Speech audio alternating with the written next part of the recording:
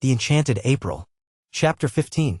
The strange effect of this incident was that when they met that evening at dinner, both Mrs. Fisher and Lady Caroline had a singular feeling of secret understanding with Mr. Wilkins. He could not be to them as other men. He could not be to them as he would have been if they had met him in his clothes. There was a sense of broken ice. They felt at once intimate and indulgent, almost they felt to him as nurses do, as those feel who have assisted either patients or young children at their baths. They were acquainted with Mr. Wilkins's legs. What Mrs. Fisher said to him that morning in her first shock will never be known, but what Mr. Wilkins said to her in reply when reminded by what she was saying of his condition was so handsome in its apology, so proper in its confusion, that she had ended by being quite sorry for him and completely placated. After all, it was an accident and nobody could help accidents.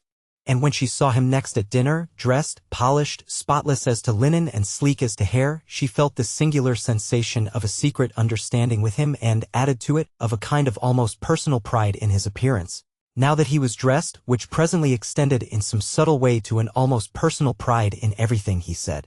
There was no doubt whatever in Mrs. Fisher's mind that a man was infinitely preferable as a companion to a woman. Mr. Wilkins's presence and conversation at once raised the standard of the dinner table from that of a bear garden, yes, a bear garden, to that of a civilized social gathering. He talked as men talk, about interesting subjects, and, though most courteous to Lady Caroline, showed no traces of dissolving into simpers and idiocy whenever he addressed her. He was, indeed, precisely as courteous to Mrs. Fisher herself, and when for the first time at that table politics were introduced, he listened to her with the proper seriousness on her exhibiting a desire to speak, and treated her opinions with the attention they deserved. He appeared to think much as she did about Lloyd George, and in regard to literature he was equally sound. In fact, there was real conversation, and he liked nuts.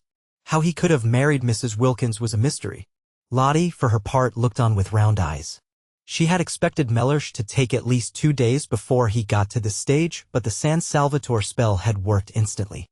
It was not only that he was pleasant at dinner, for she had always seen him pleasant at dinners with other people, but he had been pleasant all day privately, so pleasant that he had complimented her on her looks while she was brushing out her hair. And kissed her. And it was neither good morning nor good night. Well, this being so, she would put off telling him the truth about her nest egg and about Rose not being his hostess after all, till next day. Pity to spoil things. She had been going to blurt it out as soon as he had had a rest, but it did seem a pity to disturb such a very beautiful frame of mind as that of Mellersh this first day. Let him too get more firmly fixed in heaven. Once fixed he wouldn't mind anything. Her face sparkled with delight at the instantaneous effect of San Salvatore. Even the catastrophe of the bath, of which she had been told when she came in from the garden, had not shaken him. Of course all that he had needed was a holiday. What a brute she had been to him when he wanted to take her himself to Italy. But this arrangement, as it happened, was ever so much better, though not through any merit of hers. She talked and laughed gaily, not a shred of fear of him left in her, and even when she said, struck by his spotlessness, that he looked so clean that one could eat one's dinner off him, and Scrap laughed, Mellersh laughed too. He would have minded that at home, supposing that at home she had had the spirit to say it. It was a successful evening. Scrap, whenever she looked at Mr. Wilkins, saw him in his towel, dripping water, and felt indulgent. Mrs. Fisher was delighted with him. Rose was a dignified hostess in Mr. Wilkins's eyes, quiet and dignified, and he admired the way she waived her right to preside at the head of the table as a graceful compliment, of course, to Mrs. Fisher's age. Mrs. Arbuthnot was, opined Mr. Wilkins, naturally retiring. She was the most retiring of the 3 ladies. He had met her before dinner alone for a moment in the drawing-room and had expressed in appropriate language his sense of her kindness in wishing him to join her party, and she had been retiring. Was she shy? Probably. She had blushed and murmured as if in deprecation, and then the others had come in. At dinner she talked least. He would, of course, become better acquainted with her during the next few days, and it would be a pleasure, he was sure. Meanwhile Lady Caroline was all and more than all Mr. Wilkins had imagined, and had received his speeches worked in skillfully between the courses, graciously. Mrs. Fisher was the exact old lady he had been hoping to come across all his professional life.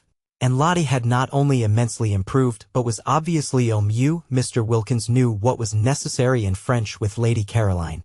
He had been much tormented during the day by the thought of how he had stood conversing with Lady Caroline, forgetful of his not being dressed, and had at last written her a note most deeply apologizing and beseeching her to overlook his amazing His incomprehensible obliviousness, to which she had replied in pencil on the back of the envelope, "Don't worry." And he had obeyed her commands and had put it from him. The result was he was now in great contentment. Before going to sleep that night he pinched his wife's ear. She was amazed. These endearments. What is more, the morning brought no relapse in Mr. Wilkins, and he kept up to this high level throughout the day, in spite of its being the first day of the second week, and therefore pay day. Its being pay day precipitated Lottie's confession, which she had, when it came to the point, been inclined to put off a little longer. She was not afraid, she dared anything, but Mellersh was in such an admirable humor, why risk clouding it just yet? When, however, soon after breakfast Costanza appeared with a pile of very dirty little bits of paper covered with sums in pencil, and having knocked at Mrs. Fisher's door and been sent away, and at Lady Caroline's door and been sent away, and at Rose's door and had no answer because Rose had gone out, she waylaid Lottie, who was showing Mellersh over the house, and pointed to the bits of paper and talked very rapidly and loud and shrugged her shoulders a great deal and kept on pointing at the bits of paper. Lottie remembered that a week had passed without anybody paying anything to anyone, and that the moment had come to settle up. "Does this good lady want something?" inquired Mr. Wilkins mellifluously. "Money," said Lottie. "Money? It's the housekeeping bills." "Well, you have nothing to do with those," said Mr. Wilkins serenely. "Oh yes, I have." And the confession was precipitated. It was wonderful how Mellersh took it. One would have imagined that his sole idea about the nest egg had always been that it should be lavished on just this. He did not, as he would have done at home, cross-examine her. He accepted everything as it came pouring out about her fibs and all, and when she had finished and said, "You have every right to be angry, I think, but I hope you won't be and will forgive me instead," he merely asked, "What can be more beneficial than such a holiday?" Whereupon she put her arm through his and held it tight and said, "Oh, Mellersh, you really are too sweet." Her face red with pride in him. That he should so quickly assimilate the atmosphere, that he should at once become nothing but kindness, showed surely what a real affinity he had with good and beautiful things. He belonged quite naturally in this place of heavenly calm. He was extraordinary how she had misjudged him, by nature a child of light. Fancy not minding the dreadful fibs she had gone in for before leaving home, fancy passing even those over without comment. Wonderful! Yet not wonderful, for wasn't he in heaven? In heaven nobody minded any of those done with things, one didn't even trouble to forgive and forget, one was much too happy. She pressed his arm tight in her gratitude and appreciation, and though he did not withdraw his, neither did he respond to her pressure. Mr. Wilkins was of a cool habit and rarely had any real wish to press. Meanwhile, Costanza, perceiving that she had lost the Wilkinses' ear, had gone back to Mrs. Fisher, who at least understood Italian, besides being clearly in the servants' eyes the one of the party marked down by age and appearance to pay the bills, and to her. While Mrs. Fisher put the final touches to her toilette, for she was preparing, by means of putting on a hat and veil and feather boa and gloves, to go for her first stroll in the lower garden, positively her first since her arrival, she explained that unless she was given money to pay the last week's bills the shops of Castagneto would refuse credit for the current week's food. Not even credit would they give, affirmed Costanza, who had been spending a great deal and was anxious to pay all her relations what was owed them and also to find out how her mistresses took it for that day's meals. Soon it would be the hour of colazione, and how could there be colazione without meat, without fish, without eggs, without... Mrs. Fisher took the bills out of her hand and looked at the total, and she was so much astonished by its size, so much horrified by the extravagance to which it testified, that she sat down at her writing table to go into the thing thoroughly. Costanza had a very bad half-hour. She had not supposed it was in the English to be so mercenary. And then La Vecchia, as she was called in the kitchen, knew so much Italian, and with a doggedness that filled Costanza with shame on her behalf, for such conduct was the last one expected from the noble English, she went through item after item, requiring and persisting till she got them explanations. There were no explanations except that Costanza had had one glorious week of doing exactly as she chose, of splendid unbridled license, and that this was the result. Costanza, having no explanations, wept. It was miserable to think she would have to cook from now on under watchfulness, under suspicion, and what would her relations say when they found the orders they received were whittled down? They would say she had no influence, they would despise her. Costanza wept, but Mrs. Fisher was unmoved. In slow and splendid Italian, with the roll of the cantos of the Inferno, she informed her that she would pay no bills till the following week, and that meanwhile the food was to be precisely as good as ever, and at a quarter the cost. Costanza threw up her hands. Next week, proceeded Mrs. Fisher unmoved. If she found this had been so, she would pay the whole. Otherwise, she paused, for what she would do otherwise she did not know herself. But she paused and looked impenetrable, majestic, and menacing, and Costanza was cowed. Then Mrs. Fisher, having dismissed her with a gesture, went in search of Lady Caroline to complain. She had been under the impression that Lady Caroline ordered the meals and therefore was responsible for the prices, but now it appeared that the cook had been left to do exactly as she pleased ever since they got there, which of course was simply disgraceful. Scrap was not in her bedroom, but the room, on Mrs. Fisher's opening the door, for she suspected her of being in it and only pretending not to hear the knock, was still flower-like from her presence. Scent, sniffed Mrs. Fisher, shutting it again, and she wished Carlyle could have had 5 minutes straight talk with this young woman. And yet, perhaps even he. She went downstairs to go into the garden in search of her, and in the hall encountered Mr. Wilkins. He had his hat on and was lighting a cigar. Indulgent as Mrs. Fisher felt towards Mr. Wilkins, and peculiarly and even mystically related after the previous morning's encounter, she yet could not like a cigar in the house. Out of doors she endured it, but it was not necessary when out of doors was such a big place to indulge the habit indoors. Even Mr. Fisher, who had been, she should say, a man originally tenacious of habits, had quite soon after marriage got out of this one. However, Mr. Wilkins, snatching off his hat on seeing her, instantly threw the cigar away. He threw it into the water. A great jar of arum lilies presumably contained, and Mrs. Fisher, aware of the value men attached to their newly lit cigars, could not but be impressed by this immediate and magnificent amende honorable. But the cigar did not reach the water. It got caught in the lilies and smoked on by itself among them, a strange and depraved-looking object. "Where are you going to, my pet?" began Mr. Wilkins, advancing towards Mrs. Fisher, but he broke off just in time. Was it morning spirits impelling him to address Mrs. Fisher in the terms of a nursery rhyme? He wasn't even aware that he knew the thing. Most strange. What could have put it at such a moment into his self-possessed head? He felt great respect for Mrs. Fisher and would not for the world have insulted her by addressing her as a maid, pretty or otherwise. He wished to stand well with her. She was a woman of parts, and also, he suspected, of property. At breakfast they had been most pleasant together, and he had been struck by her apparent intimacy with well-known persons. Victorians, of course, but it was restful to talk about them after the strain of his brother-in-law's Georgian parties on Hampstead Heath. He and she were getting on famously, he felt. She already showed all the symptoms of presently wishing to become a client. Not for the world would he offend her. He turned a little cold at the narrowness of his escape. She had not, however, noticed. "You are going out," he said very politely, all readiness should she confirm his assumption to accompany her. "I want to find Lady Caroline," said Mrs. Fisher, going towards the glass door leading into the top garden. "An agreeable quest," remarked Mr. Wilkins. "May I assist in the search?" "Allow me," he added, opening the door for her. "She usually sits over in that corner behind the bushes," said Mrs. Fisher. "And I don't know about it being an agreeable quest.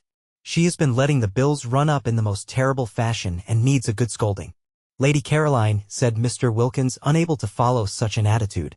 "What has Lady Caroline, if I may inquire, to do with the bills here?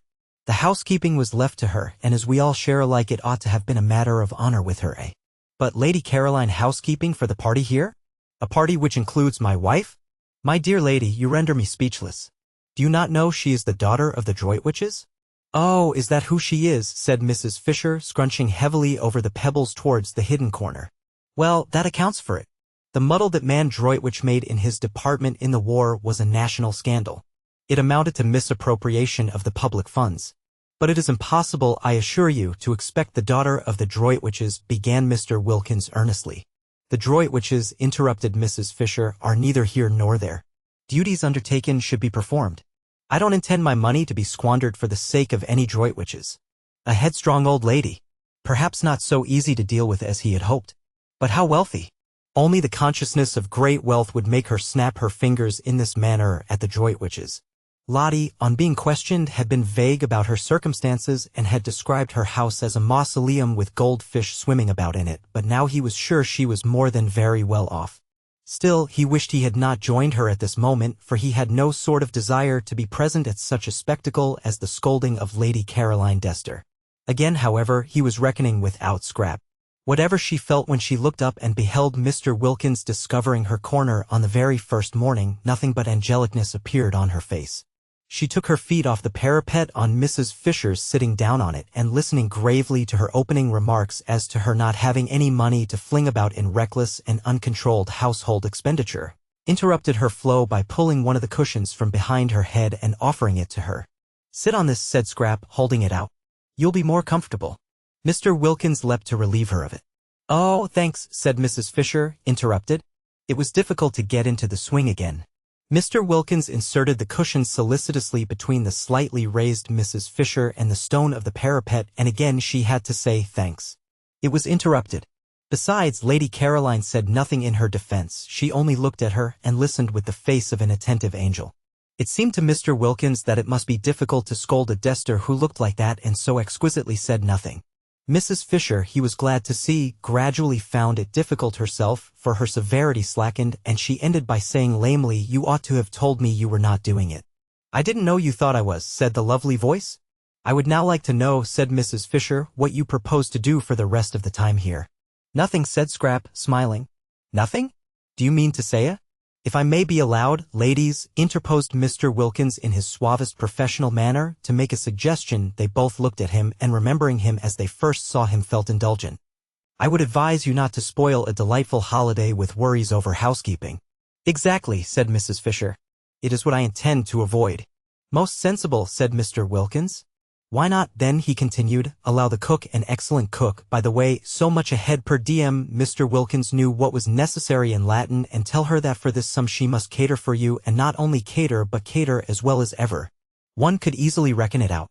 The charges of a moderate hotel, for instance, would do as a basis, halved, or perhaps even quartered." "And this week that has just passed?" asked Mrs. Fisher. "The terrible bills of this first week? What about them?" "They shall be my present to San Salvatore," said Scrap, who didn't like the idea of Lottie's nest egg being reduced so much beyond what she was prepared for.